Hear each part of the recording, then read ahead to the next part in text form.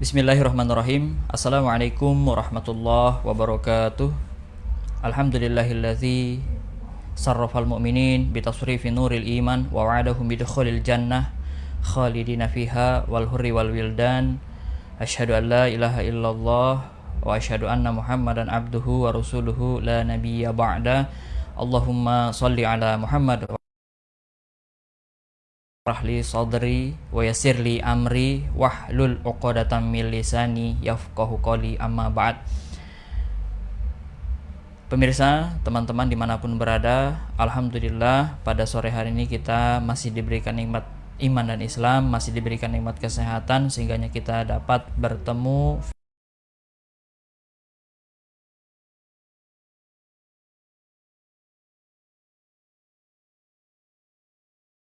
Nabiullah Muhammad SAW, karena dengan perjuangan beliaulah kita dapat mengenal Islam dan dapat menjadikan Islam sebagai pedoman hidup kita.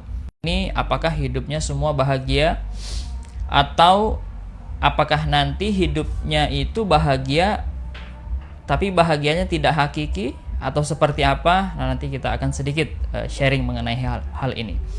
Nah, saya akan mulai dengan sebuah ayat di dalam Al-Quran, Quran Surah Al-Insyirah, ya, Alam Nashrah. Beliau Rasulullah Allah Subhanahu wa taala berfirman, a'udzubillahi minasyaitonirrajim, bismillahirrahmanirrahim. Fa inna ma'al usri yusra, inna ma'al usri yusra. Yang artinya, karena sesungguhnya sesudah kesulitan itu ada kemudahan. Ya, kemudian diulang lagi, ini ayat 5-nya, kemudian di ayat ke-6 diulang lagi. Inna ma'al usri yusra, sesungguhnya sesudah kesulitan itu ada kemudahan. Jadi dua kali ini disebutkan. Apa maknanya? Di dalam bahasa Arab ada namanya isim, ada namanya fi'il. Fi'il itu secara mudahnya, ringkasnya adalah kata kerja. Sementara isim itu adalah kata benda. Nah, fi'il ini terbagi-bagi lagi ya. Ada fi'il madhi, ada fi'il mudhari, ada fi'il amr, fi'il nahi. Kemudian nanti ada bentuknya amr tapi untuk misalnya untuk atasan, untuk Allah, itu namanya ada yang mengatakan fi'il du'a. Kemudian isim ini ada beberapa pembagiannya, yang salah satu di mana pembagiannya itu adalah ada isim nakiroh, ada isim ma'rifah. Nah, isim nakiroh ini biasanya kalau kita lihat di teks-teks ataupun teks-teks bahasa Arab ataupun Al-Quran yang berbahasa Arab itu, kalau kita melihat ya, kalau misalnya ada isim ya, atau kata benda lah ringkasnya seperti itu, diakhiri dengan tanwin, ya, Qur'anun, ya, kursiyun. Nah, itu isim nakiroh. Adapun nanti isim ma'rifat biasanya diawali Al-Qur'an, ya, Al-Kitab, ya, dan sebagainya. Yang diawali dengan al itu isim, ya, isim ma'rifat. Nah, apa faidahnya ketika dia masuk ke dalam teks, ya, termasuk juga nanti dalam tafsir, ketika ada isim ma'rifat itu diulang sebagaimana ayat yang tadi saya bacakan, fa inna ma'al usri yusra, inna ma'al usri yusra. Ketika isim ma'rifat itu diulang, maka maknanya dia satu, ya. Sementara kalau dia isim nakiroh, ketika dia diulang maka dia tetap dua, ya, jadi dua, seperti itu. Jadi maknanya apa di ayat ini? Berarti ketika ada al-usr, nah, al-usr itu adalah kesulitan, kemudian yusra, ya, yusran, atau dibaca kalau di akhir ayat yusra, kemudahan, ya. Di ayat yang berikutnya juga disebutkan. Ini maknanya apa? Kalau ada satu kesulitan, maka Allah balas dengan apa? Dua kemudahan. Itu maknanya. Satu kesulitan berarti ada dua kemudahan. Bahkan sebagian ulama mengatakan ya dua atau lebih. Artinya apa?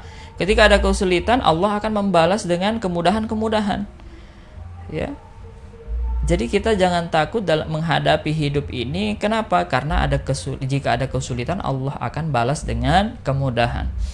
Sebagaimana Ibnu Jarir ya pernah mengatakan ya, kemudian Rasulullah itu pernah suatu ketika beliau keluar ya dari rumahnya dalam keadaan senang sekali, kemudian tersenyum.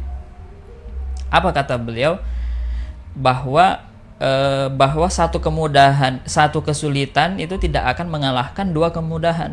Kemudian beliau sebutkan ayat ini, fa inna ma'al usri yusra, inna ma'al usri yusra, bahwa satu kemudahan, satu kesulitan akan dibalas Allah dengan apa? Dua kemudahan. Nah, ini makna daripada ayat ini dan hadis tadi.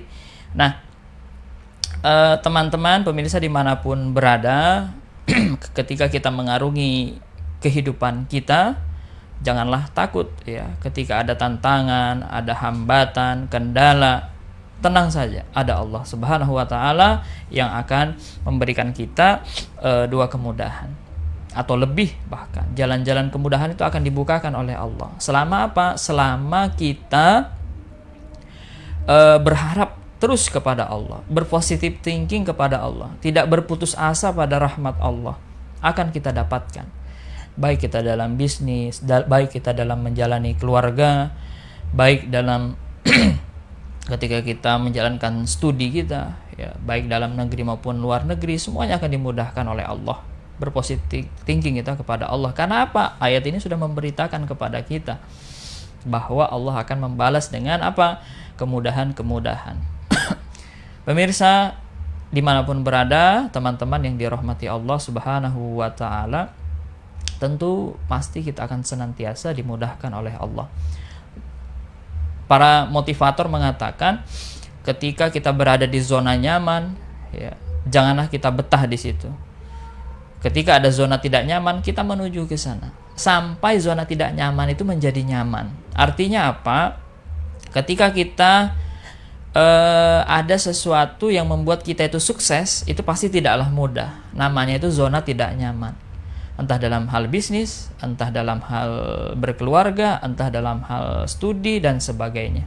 Nah, ketika ada jalan menuju sukses, zona tidak nyaman itu kita tempuh. Ya kan? Tempuh sampai jalan kesuksesan itu tadi, zona yang tidak nyaman itu tadi menjadi nyaman. Nah, ketika zona tidak nyaman itu berubah menjadi nyaman, zona nyaman, maka kita mencari zona tidak nyaman yang lainnya. Artinya apa? Menuju ke kesuksesan yang lainnya. Terus kita bertarget dari hari ke hari, semakin baik lagi, semakin sukses lagi. Nah, disinilah terkadang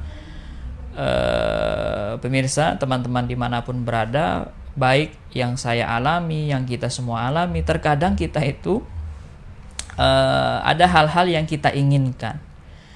Ada hal-hal yang kita inginkan, kemudian dia tidak sesuai dengan yang terjadi malah yang tidak sesuai dengan keinginan kita.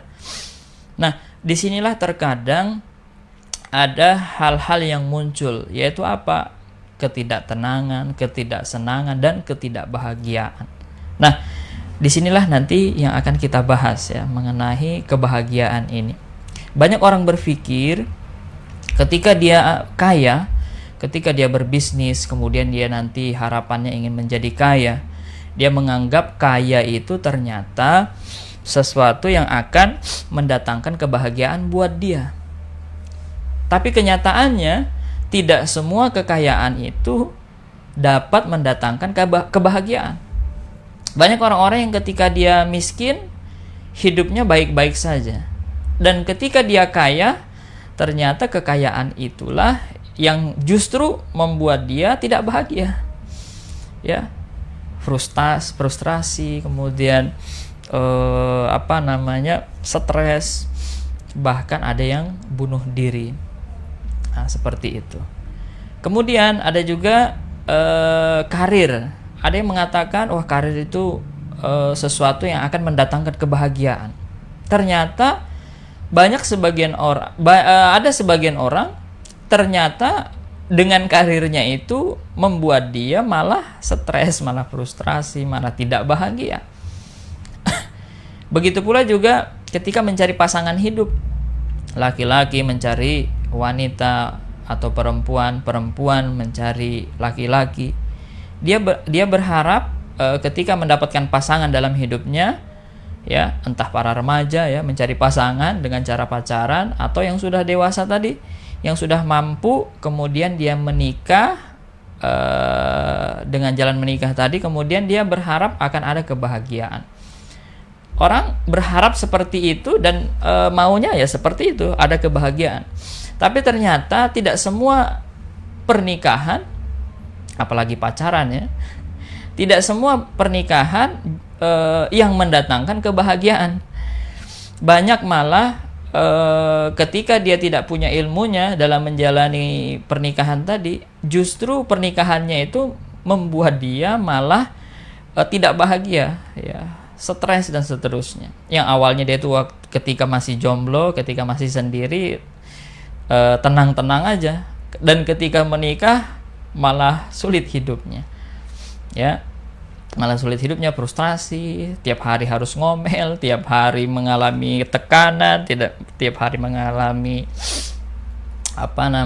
stres dan seterusnya, ya. Kalau kita baca di berita itu banyak gitu, telah ditemukan tewas di sini, ya kan, karena cekcok akhirnya dia bunuh istrinya, karena cekcok dia laporkanlah suaminya dan seterusnya. Banyak sekali berita-berita itu yang kita dengar mungkin setiap hari, ya. Salah satu teman pernah bilang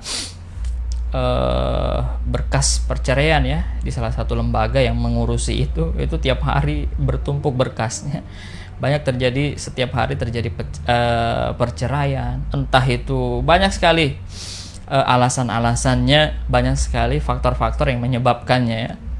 Mulai dari penyebab orang ketiga, faktor ekonomi, faktor anak, ya, faktor harta dan seterusnya, banyak sekali, ya. Yang tadi padahal ketika dia masih sendiri, masih jomblo, dia berharap ketika sudah menikah akan mendatangkan kebahagiaan.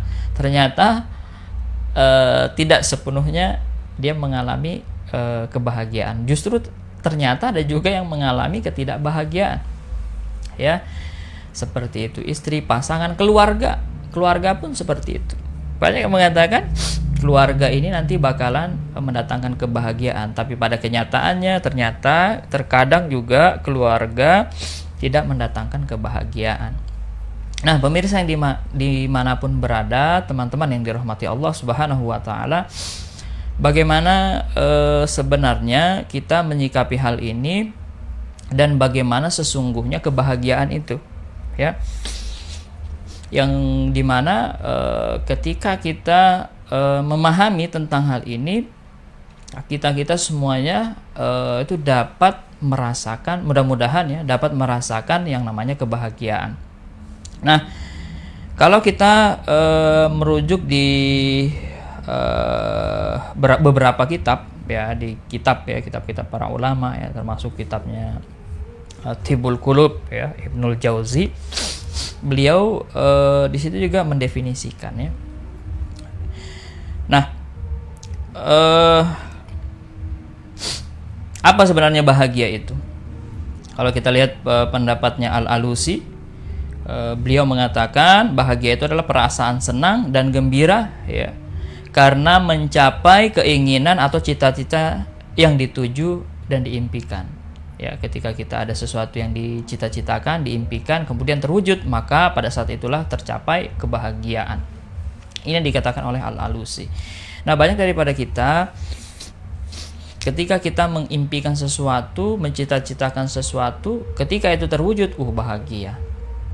Tetapi ketika sebaliknya tidak tertuju, ya, malah tidak bahagia.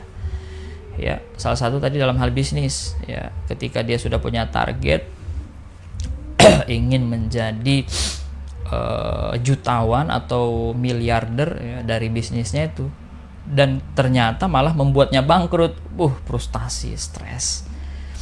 Begitu pula pemuda, ya, ketika dia sudah menargetkan seseorang untuk menjadi ketika dia belum siap, misalnya dia hanya ingin menjadi pacar, ketika itu tidak terjadi, ya, ketika dia melakukan aksi untuk menjadikan seseorang itu menjadi pacarnya ternyata tidak berhasil, langsung apa yang terjadi? Banyak hal yang terjadi, ya. Dulu sempat viral seorang anak SMP ketika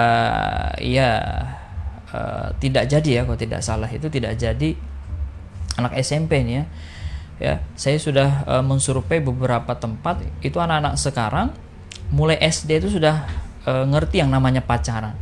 Bukan hanya pacaran, ngerti yang namanya mantan-mantanan. Itu masih SD, ya. Kemudian naik SMP, SMA lebih paham lagi masalah-masalah yang seperti itu. Kenapa? Salah satu pemicunya adalah apa? Lewat HP, ya, lihat tayangan-tayangan YouTube, lewat tayangan-tayangan di televisi. Salah satu itu pemicunya. Akhirnya apa? Terkadang keluarga kita sebagai orang tua misalnya kurang pengawasan misalnya. Nah, itu bisa jadi masuk ke mereka itu. Apa sih ini artinya, ya? Di salah satu tayangan televisi dia akan mencari-cari itu. Lama-lama dia tahu, kemudian dia mempraktekkan dengan teman-teman. Teman-temannya juga ternyata menyaksikan hal yang sama, akhirnya juga terpengaruh. Mereka sudah mengerti, ya, pacaran, ya, mantan-mantanan, ngerti itu. Nah, suatu ketika saya pernah melihat di salah satu Facebook atau akun sosmed lah begitu. Ada seorang yang dia patah hati, ya, karena ditinggal atau tidak ditinggal pacarnya atau tidak diterima gitu, ya, cintanya. Akhirnya apa? Anak SMP. Dia iris urat nadinya, ya, di tangannya itu sampai berdarah-darah. Merasa stres, ya, tidak bahagia dan seterusnya. Seperti itu. Ya, gara-gara itu tadi, apa yang dia impikan tidak terwujud. Nah, disinilah artinya keinginan tidak sesuai dengan kenyataan. Nah, itu terkadang seperti itu, ya. Ya. Ketika misalnya pemain bola, ya, yang tadi targetnya 3 gol, ya, ketika dia sudah menggolkan, senang. Kemudian setelah tidak gol, sedih dan seterusnya. Seperti itu. Pertanyaannya, apakah bahagia itu sekedar seperti itu gitu loh, ya. Nah, makanya dalam hal ini Imam Al-Ghazali itu membagi 2 kebahagiaan, ya. Kebahagiaan ini dalam bahasa Arab namanya sa'adah, ya, atau as-sa'adah. As-sa'adah ini kebahagiaan. Kata Imam Al-Ghazali, as-sa'adah, kebahagiaan itu ada 2. Ada yang sifatnya kebahagiaan ukhrawi, kebahagiaan hakiki, dan ada kebahagiaan yang sifatnya majazi.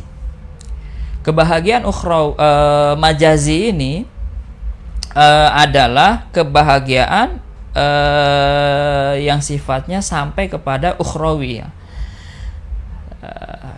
Ukhrawi. Kemudian kebahagiaan hakiki ini dapat dicapai dengan apa? Iman, ilmu, dan amal.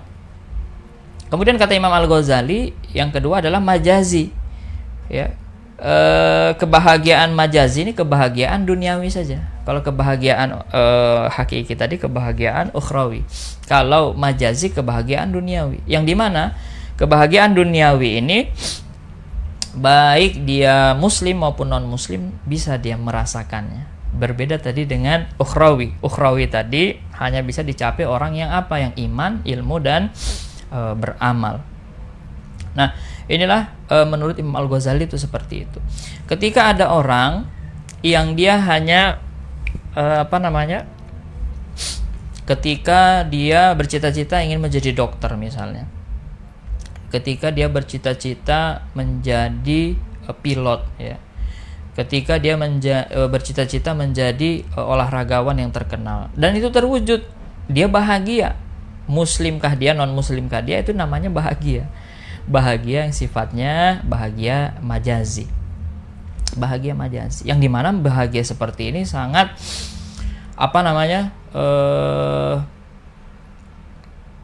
sebentar sekali gitu, ya. Yang namanya majazi kan hanya sementara. Begitu dia dapat kebahagiaan itu, ya dia bahagia pada saat itu. Dan ketika kebahagiaan itu selesai kan jadi biasa lagi gitu ya. Saya ingat dulu ketika saya lulus kuliah itu senangnya luar biasa. Tetapi sebulan, 2 bulan, 1 tahun itu biasa aja sudah. Ya ketika dapat gelar SPD, ya, SPDI, gelar S1 biasa aja sudah. Kebahagiaan itu seakan-akan sudah hilang. Ya ketika dapat masalah, kalau kita nggak ada bentengnya, kembali lagi tuh ya. Ketika ada masalah tetap aja nggak bahagia lagi seperti itu. Nah pemirsa yang dirahmati Allah Subhanahu Wa Taala, ketika ada keinginan-keinginan duniawi terpenuhi dan kita bahagia, itu namanya adalah bahagia yang sifatnya majazi. Nah tentu yang kita inginkan ya kebahagiaan yang tidak hanya duniawi tadi ya, tetapi juga kebahagiaan yang sampai kepada kebahagiaan ukhrawi, atau sampai dalam hal tidak hanya di dunia tapi sampai ke akhirat ya. Makanya kita kalau berdoa ya kan, doa kita apa? Fid dunya hasanah wa fil akhirati hasanah. Kita mendapat kebaikan di dunia, juga kebaikan di akhirat. Itu kebahagiaan ya. Nah kemudian ini dari sisi definisi bahagia itu ya, bagaimana sebenarnya hal-hal yang bisa mendatangkan kebahagiaan, hal-hal apa saja gitu. Kadang kita kaya ternyata tidak bahagia. Ada yang dulunya ingin berkeluarga supaya dia bahagia, ternyata pas berkeluarga malah tidak bahagia. Ketika dapat bisnisnya lancar, itu yang diinginkannya agar bahagia, ternyata pas bisnisnya betul-betul lancar, malah dia tidak bahagia. Nah sebenarnya bahagia itu bagaimana mendapatkannya. Jadi yang pertama tadi perlu ditekankan bahwa kebahagiaan itu adalah ketenangan yang didapatkan oleh hati kita. Jadi intinya ditenang itu ya. Saya pernah mendengar suatu ketika ada seorang orang kaya karena dia tidak merasakan ketenangan di dalam hidupnya ya, tidak tenang begitu, gelisah ya. Hartanya yang banyak itu justru membuat dia gelisah ya. Dia haji berkali-kali, kemudian dia ikut nyumbang juga ya, dan tidak ada ketenangan. Wallahu alam ini ya, dia hartanya dari mana ini. Kemudian tetapi di sisi lain ada seorang yang hanya biasa-biasa saja ya kan, bahkan miskin tapi dia merasa ketenangan. Ya. Jadi ketika orang bahagia itu dilihat dari sisi ketenangannya dalam hidupnya. Nah, di sini jadi berarti bahwa apapun keadaan kita, ketika kita mengalami ketenangan dalam hidup, berarti kita merasakan kebahagiaan. Ya. Kebahagiaan. Nah, disinilah Ibnul Qayyim Al-Jauziyah, beliau mengatakan dalam kitab beliau, as-sa'adah itu adalah kondisi ketika di mana manusia itu kondisi hatinya dalam keadaan tentram ya, atau keadaan sehat ya, yang beliau istilahkan dengan qalbun salim ya. Keadaan hatinya tenang, tentram ya, itulah yang dinamakan pada saat itulah dinamakan bahagia. Nah, beliau memberikan 8 parameter orang yang bahagia, yang bisa bahagia. Yang pertama, hatinya terisi iman dan Quran. Nah, ini yang pertama, yang penting ya. Sehingga kebahagiaan itu tidak hanya sampai hanya di dunia saja, tetapi sampai ke akhirat. Hatinya senantiasa terisi iman dan Quran. Ya, iman dan Quran. Ya. Amal itu ada 2, ada amalan hati, ada amal perbuatan ya. Amal perbuatan bisa dilihat dengan perbuatan. Adapun amalan hati itu dengan apa? Membenarkan, meyakini, ya kan? Termasuk meritoi, ya kan? Ketika hati terisi iman, ya, ketika hati terisi Quran, maka ini salah satu parameter yang dapat mendatangkan kebahagiaan. Nah, yang kedua kata beliau, orientasi hidupnya adalah apa? Akhirat. Ya, jadi akhirat seperti itu. Pernah suatu ada ungkapan, ketika kita menanam tomat, ya, kita bersihkan lahannya, kemudian kita tanam tomat di situ. Yang terjadi apa? Tomatnya tumbuh dibarengi dengan apa biasanya?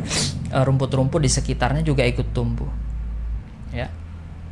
Tomat ibaratnya adalah akhirat, rumput ibaratnya adalah dunia atau kesenangan dunia. Ketika orang menanam kesenangan untuk akhirat, maka kesenangan dunianya juga akan ikut. Itulah kira-kira. Ketika kita berusaha untuk baik agar nanti kita selamat di akhirat, kebaikan-kebaikan kita itu akan mendatangkan yang namanya kebahagiaan dunia. Seperti itu. Sekalipun tadi misalnya masalahnya banyak, ya, anaknya banyak, istrinya satu aja lah. Istrinya dia punya istri ya. Kemudian problematika di keluarganya banyak, misalnya. Dia diuji Allah dengan seperti itu. Tetapi ketika dia melakukan kebaikan-kebaikan yang orientasinya tadi akhirat, akan apa? Bisa mendatangkan kebahagiaan buat dia. Seperti itu. Nah, kemudian yang ketiga, terdorong untuk senantiasa kembali kepada Allah. Ya, mencari ridhonya dan dekat dengan Allah. Ya, kembali kepada Allah. Ketika dia melakukan suatu kesalahan, dia segera kembali kepada Allah. Ya. Apa-apa yang menjadi ukurannya adalah ridha Allah. Ya, dan senantiasa berusaha dekat dengan Allah. Dekat dengan Allah ini ya maksudnya melakukan amalan-amalan yang sifatnya itu dapat mendekatkan dia kepada Allah atau taqarrub ilallah ya. Kemudian yang ketiga, yang keempat kata beliau, tidak pernah lupa dari mengingat Allah. Ya, zikrullah. Terus dia ingat Allah. Kemudian yang kelima, jika ia lupa, apa yang dia lakukan? Segera mengingat kembali. Ya, manusia itu kan kadang lupa ya, tempatnya lupa. Ya, ketika dia lupa, pada saat itulah mestinya kita kembali, ya kan? Kembali mengingat Allah Subhanahu wa Ta'ala. Ketika lupa ingat. Nah, makanya manusia itu pernah suatu ketika saya berdiskusi, ada seorang mahasiswa saya itu tanya, Pak, manusia ini kan tempatnya lupa, tempatnya salah, tempatnya khilaf. Apakah mungkin manusia itu akan masuk surga? Wong kita aja mau jaga sholat aja sulit katanya. Nah, ini pertanyaannya. Saya jawab, memang manusia itu bisa saja dia salah dan bisa jadi menjadi tempatnya salah. Tetapi bukan berarti dia harus berbuat salah terus. Dengan ketika dia berbuat salah, kemudian dalihnya, ya udahlah, berbuat salah aja, kan manusia tempatnya salah, sudah. Padahal ada sisi-sisi di mana kita itu bisa memilih antara meninggalkan kesalahan atau tetap melakukan kesalahan. Ketika kita tetap melakukan kesalahan, ada konsekuensinya, ya kan?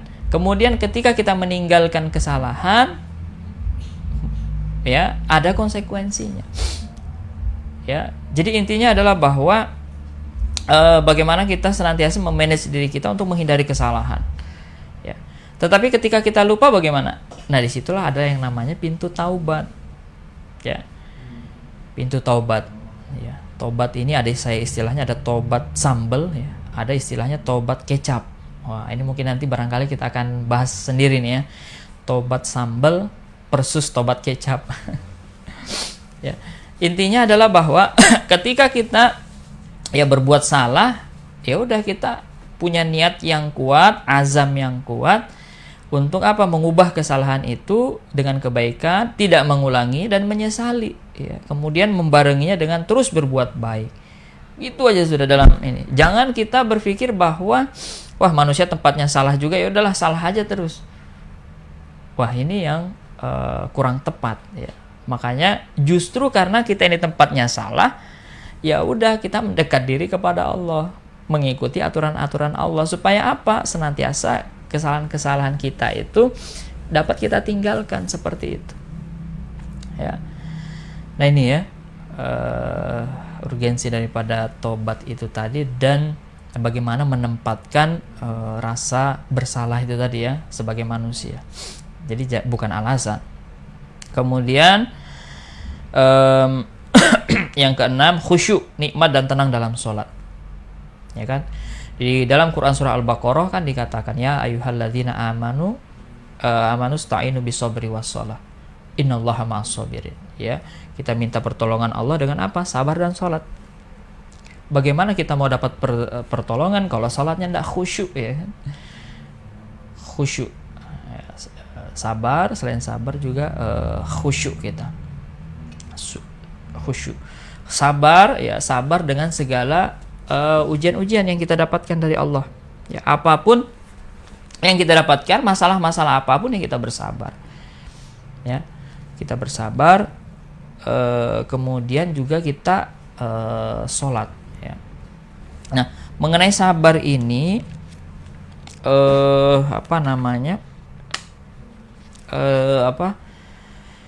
dengan ujian yang ada ya, ketika sabar ini kan bagaimana kita menempatkan hati kita dan menempatkan perbuatan kita. Orang yang sabar itu bisa kelihatan dari perbuatannya. Ya, ketika dia menghadapi musibah, ketika dia menghadapi masalah, ya. Kalau dia itu sabar itu kelihatan. Ya. Dia tenang pembawaannya, hatinya pun tertata gitu. Ya, bahagia saja, tenang saja ketika ada masalah. Tenang bukan berarti diam, ya. Tenang juga, ya usaha juga bagaimana masalah itu dapat terselesaikan. Baik masalah-masalah dalam bisnis, masalah-masalah dalam keluarga. Bagi kita pelajar, ya masalah-masalah dalam belajar kita. Bagaimana kita itu menyelesaikannya. Kita harus mengingat bahwa di dalam hadis riwayat Bukhari dari Anas, ia berkata, aku pernah mendengar Rasulullah. Kalau mendengar ini sami itu Rasulullah sallallahu alaihi wasallam, innallaha azza wa jalla qala idza batalaitu abdi bi habibataihi fa sabara awadatuhu minhuma jannah. Sesungguhnya Allah Subhanahu wa taala berfirman, jika aku menguji hambaku dengan dua mata yang buta. Nah, ini kita misalnya dua mata yang buta ini, ya. Kemudian ia bersabar. Nah, di sini dikatakan dalam hadis, maka ya aku akan mengganti kedua matanya dengan apa? Jannah. Jannah itu apa? Surga. Ya, jadi kita sabar saja. Karena apa? Ada balasan Allah berupa surga tadi. Nah, di sini juga urgensinya orang yang beriman. Orang yang beriman itu ngerti ada surga, ngerti ada neraka. Dia ngerti, memahami ada Allah. Sehingganya ketika ada masalah dia bisa bersabar. Dan bersabarnya itu dia ngerti apa balasan orang yang bersabar, ya. Ya kan? Nah, ini juga berkaitan dengan ikhlas. Ada orang bilang ikhlas itu tanpa pamrih. Ikhlas itu, ya. Nah, kalau di definisi kita, ikhlas itu apa? Ya mengharapnya hanya kepada Allah balasannya. Kalau toh mengharapkan balasannya itu ya kita hanya mengharap balasan dari Allah, bukan dari balasan manusia. Itu ikhlas. Sabar itu dia menata hati. Ya, orang yang sabar itu berarti dia paham bahwa dengan sabar itu ada balasan-balasan Allah di situ. Orang beriman itu seperti itu. Dia mengerti kalau dia sabar itu akan mendapat apa. Ketika ada masalah dia harus apa. Dia mengerti, makanya iman ini juga sangat penting. Ya, sebagaimana juga tadi dikatakan oleh Ibnul Qayyim Al-Jauziyah tadi.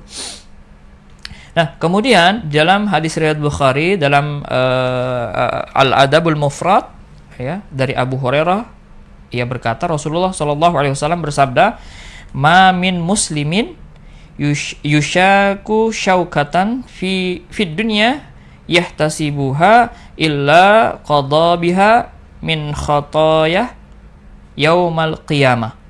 Seorang muslim yang tertusuk duri di dunia, ya, yushaku syaukatan fi dunya, ia ikhlas menerimanya.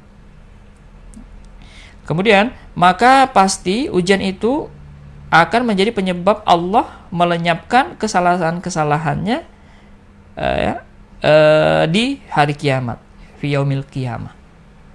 Itu orang yang tertusuk duri saja, kata Rasulullah, di dunia, kemudian dia ikhlas, termasuk sabar menerimanya, ya, maka ujian itu menjadi penyebab Allah akan melenyapkan kesalahan-kesalahannya di hari kiamat. Ya. Subhanallah.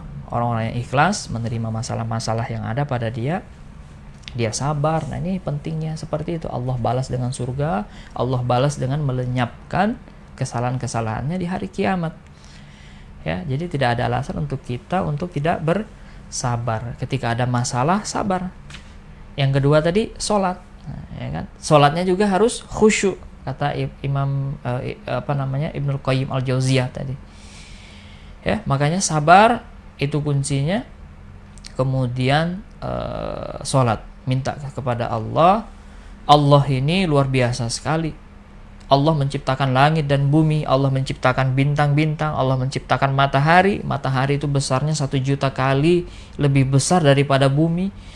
Ada bintang, kalau tidak salah bintangnya itu namanya Antares, yang dimana diameternya itu 2 miliar kilometer. Diameternya itu 2 miliar kilometer. Ya, 2 miliar kilometer ini seandainya ada pesawat dengan kecepatan 900 km per jam, itu bisa mengelilingi itu bintang tadi yang berbentuk bola tadi atau mirip dengan bola, itu bisa mengelilingi bintang itu selama 1100 tahun. Bayangkan itu dengan pesawat bisa mengelilingi itu bintang, saking besarnya itu bintang 1100 tahun. Allah menciptakan benda yang sangat besar seperti itu, mudah sekali. Kun fayakun, kata Allah. Dan bintang-bintang yang besar yang seperti itu bukannya satu saja, tetapi banyak di luar sana, di luar angkasa sana. Banyak sekali, termasuk bumi. Bumi ini luar biasa sekali Allah menciptakan. Ada daratan, ada lautan, ada udara, yang dimana keberadaannya itu saling proporsional begitu. Ya, tidak kebanyakan air, karena kalau kebanyakan air banjir, ya kan? Tidak kebanyakan darat, karena kalau darat semua bagaimana nanti airnya bisa kurang. Kemudian ada lapisan-lapisan udara, yang dimana menurut ahli-ahli fisika, lapisan udara ini kalau prosentasi kandungan udara ini berbeda, ada zat-zat tertentu itu nanti yang bisa menghasilkan ledakan yang luar biasa. Tetapi Allah luar biasa menciptakan itu. Artinya apa?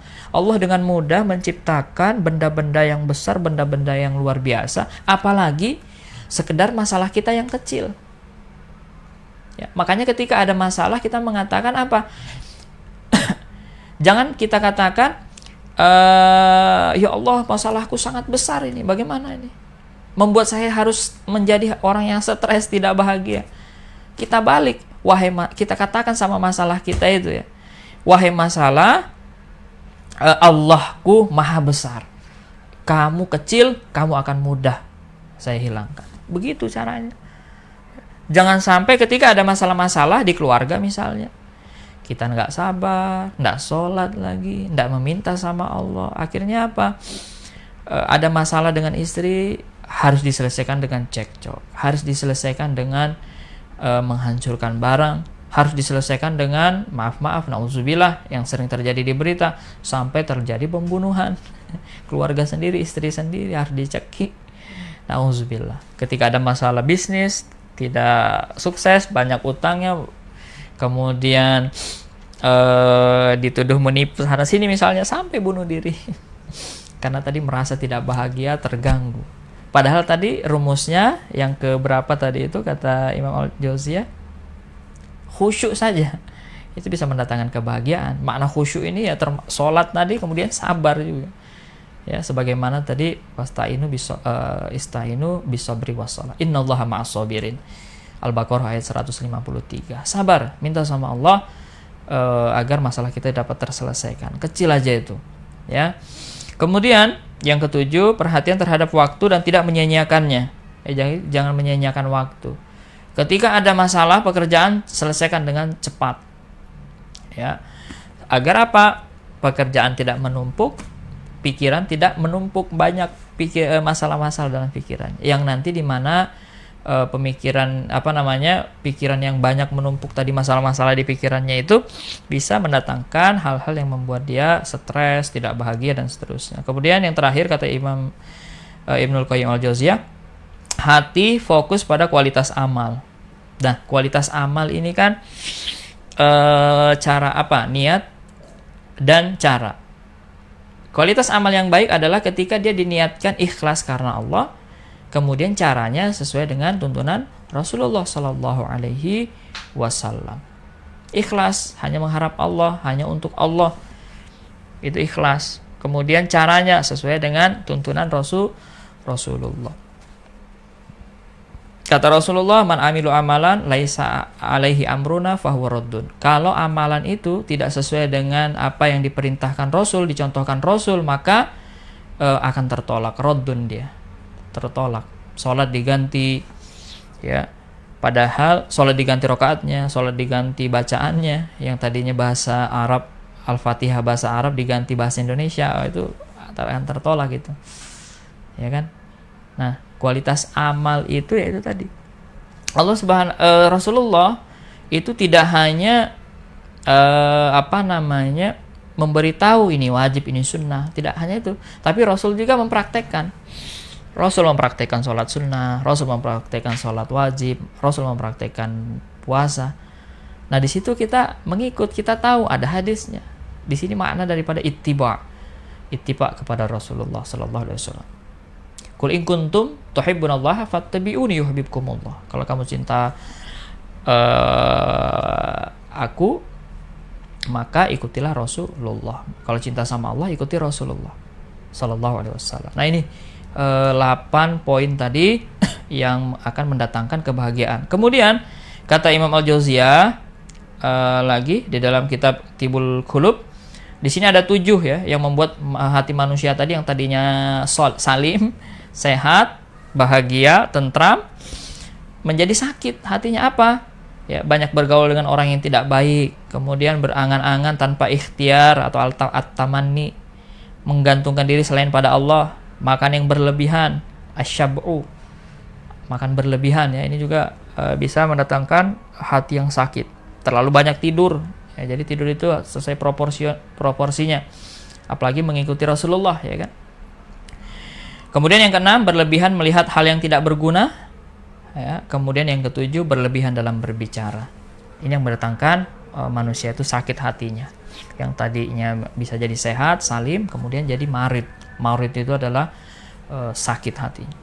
Nah, pemirsa yang dirahmati Allah Subhanahu wa taala, apapun masalah kita, ya, kayakah kita, miskinkah kita, jomblohkah kita, sudah berkeluargakah kita, ya, kita titelnya banyak atau enggak, ya, setiap ada masalah apapun, ya, jadikan hati kita itu tenang dan lakukan hal-hal tadi yang sudah kami sharingkan, yang dimana Ibnul Qayyim Al-Jauziyah tadi katakan, ya.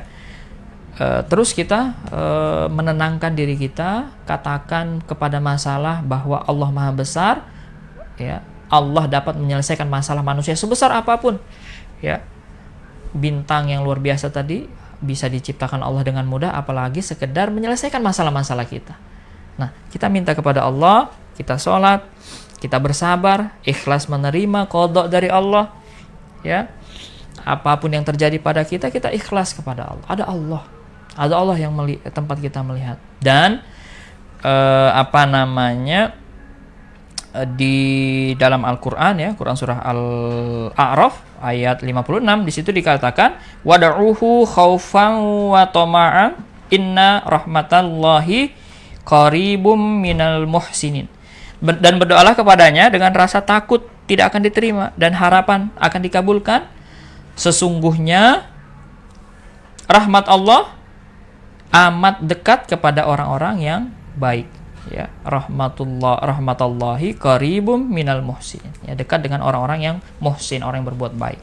Jadi kita senantiasa berbuat baik agar apa tadi? Rahmat Allah dekat kepada kita, ya, berbuat baik, ya. Dalam Quran surah Al-A'raf tadi ayat 56, ya, berbuat yang sesuai dengan perintah-perintah Allah, tidak menyalahi perintah-perintah Allah. Perintah Allah ini banyak sekali, baik yang mengatur hubungan kita dengan Allah, hablum minallah, baik aturan-aturan yang berhubungan dengan hablum minan nafs, ya, aturan-aturan berhubungan dengan hubungan kita dengan diri kita, bagaimana kita menempelkan sifat yang baik, bagaimana memakan minum yang baik, bagaimana berpakaian yang baik menurut Allah, menurut Islam. Itu juga diatur, dan itu bagian dari perintah Allah juga. Kemudian ada yang sifatnya hablum minan nas, hubungan yang mengatur antara kita dengan manusia yang lain. Aturan-aturan Allah seperti itu ada. Bagaimana hubungan kita dengan istri, hubungan kita dengan anak, hubungan kita dengan teman, hubungan dengan teman yang sejenis, teman yang berlainan jenis, kelamin maksudnya, ya kan? Kita dengan pemerintah, kita dengan penguasa, penguasa dengan masyarakat, semua diatur, ada aturannya dalam Islam. Ya. Ketika kita laksanakan itu menurut Quran surah Al-A'raf ayat 56 tadi, rahmat Allah akan dekat kepada mereka, dekat kepada mereka yang berbuat baik sesuai dengan aturan Allah. Seperti itu. Wallahu a'lam bishawab. Barangkali ini yang bisa kami sampaikan. Barangkali sebelum nanti saya tutup, saya lihat dulu kalau ada komen yang ada atau tanggapan yang ada, saran yang ada, saya akan bacakan dulu ya. Kemudian kita akan tutup.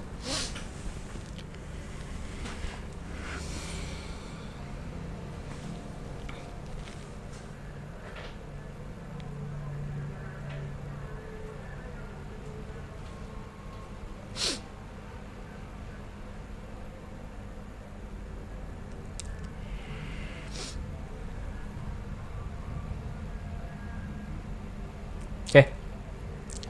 Sepertinya sudah tidak ada ya. Karena kalau tidak ada pertanyaan berarti pertanyaan sudah memuaskan ya. Hanya ada beberapa tadi dia bilang menyimak. Alhamdulillah. Bagi yang menyimak, kemudian yang menyaksikan acara ini, mudah-mudahan setiap ada yang masalah yang ada pada kita, mudah-mudahan Allah selesaikan, segera dapat terselesaikan dengan baik. Amin ya rabbal alamin.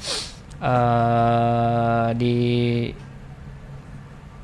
penghujung perjumpaan kita ini, mari kita senantiasa mendekatkan diri kepada Allah dengan senantiasa berbuat baik, melakukan hal-hal yang tadi sudah kita sharingkan, sebagaimana tadi dalam kitab Tibul Qulubnya Ibnul Qayyim Al-Jauziyah.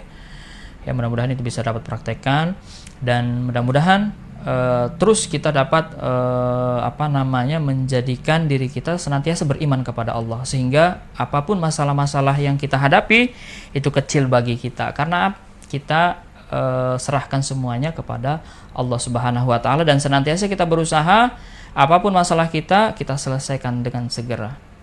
Itu yang dapat kami sampaikan. Mohon maaf atas segala kekurangan. Billahi taufik wal hidayah.